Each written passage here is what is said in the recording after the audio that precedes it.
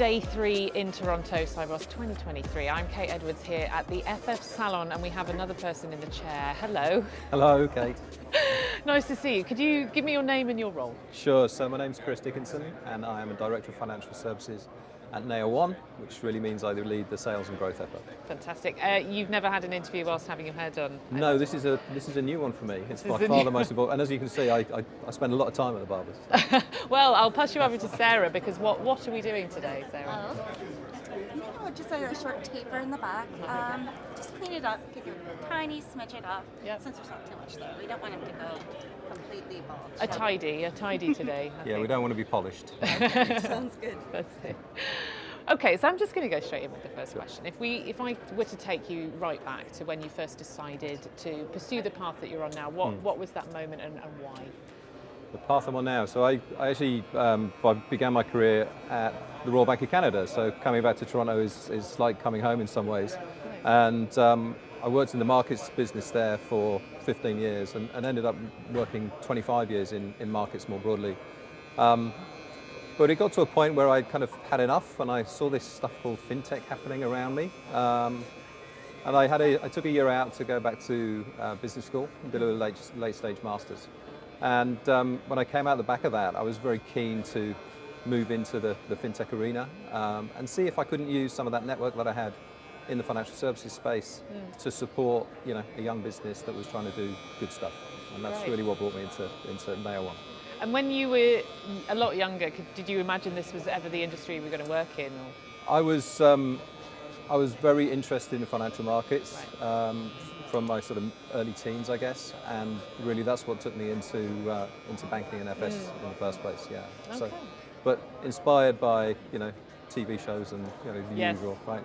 Could have been LA Law or it could have been something else, but it ultimately ended up being something financial that pulled me in. Fantastic. So just tell me about what's happening for you and your company currently. What's the... Yeah, sure. So NayaOne's been going for about 3 years now.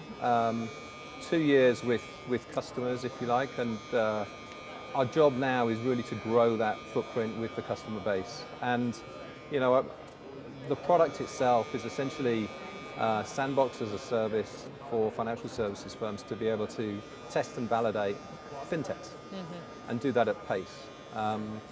The reality is that for most banks, running a proof of concept with a third-party technology provider takes somewhere between 9 and 18 months. Using our toolkit, we can deliver those in 6 to 8 weeks. So it really vastly accelerates the go-to-market time for the bank and the fintech, to the benefit of both. And when the platform was established, it was very much to support the fintech community as much as the banking community, who frankly spend a lot of time and energy trying to jump hoops to serve the banks before they've even established if the technology is fit for purpose for the bank and if their product is scalable and appropriate for the problem statement the bank has. I see. And what particularly brings you to Sibos? It's not your first Sibos, I imagine. It's not our first Sibos. We've done some work with Swift in the past, supporting them with their hackathons. And, it's full of people who should be talking to organizations like us, right? The digital transformation agenda has only accelerated for banks over the last decade, and we really see ourselves as being able to ease that path to work with third parties. And so this is just a great place for us to come, meet not just maybe technologists and innovation folk, but also business units who really have problems, right? And are really trying to address those issues. So it's just been a happy hunting ground for us in previous years, and this year's no different. And if someone were to come to you now and be like, okay, I'm trying to get into this field, compared to how it's been in the last few years, what advice would you give them now on the current climate? The thing that strikes me so much about the fintech community versus my previous life in markets and sort of investment banks is frankly how open everybody is. And that sounds a bit of a cliche that the ecosystem is a very strong and supportive one, but I genuinely believe that. And as a result, I think that there's a huge opportunity for those trying to break in to get involved in the community through associations or meetups or networks. Similarly, as a student or as somebody looking to maybe to make the move out of a bank, you've essentially got a free hit to ask questions about people who are working in companies that you're interested in or in roles that you think would be appropriate to you, to come and have a coffee chat, meet people, talk to them about what they do, why you think it might be interesting to you, and nobody likes to be asked to give someone a job every week, but if you're coming at it with the right frame of mind, that this is a learning experience, you're just trying to establish where you might fit in the ecosystem, I think people have generally got time for each other, which is great. That's good. It's very good advice to just communicate a bit more, and ask. All the toolkit is there for you now. Everything's available. LinkedIn is an extraordinarily powerful, in a good way and a bad way, toolkit. But it does democratize the whole process. And when I reflect on how hard I found it to even get conversations with people who I thought could help me back in the day, I think that whole landscape has shifted in this space now. And just looking back over your whole career, has there been a particular event or day or moment where you were like, okay, I think this might be it. This is why I'm doing what I'm doing? I've had quite a few, though. I've been lucky and unlucky enough to have lived through a lot of pretty dramatic markets events where I've been sat on trading floors. Not least the kind of Brexit vote in 2016, for example, but many others too. And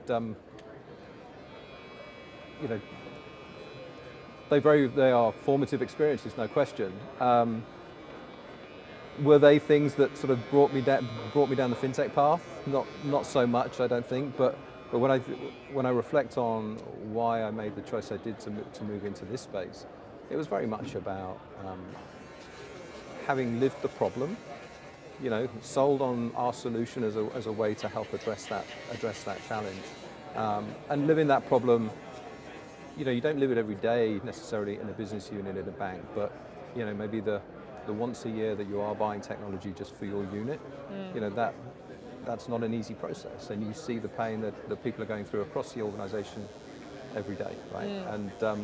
And that's where our job as we try and grow NayaOne and sell NayaOne is to really identify folks that have those problems, but also identify those that sit maybe more in the centre of the organisation who can communicate right across it to try and bring people to us.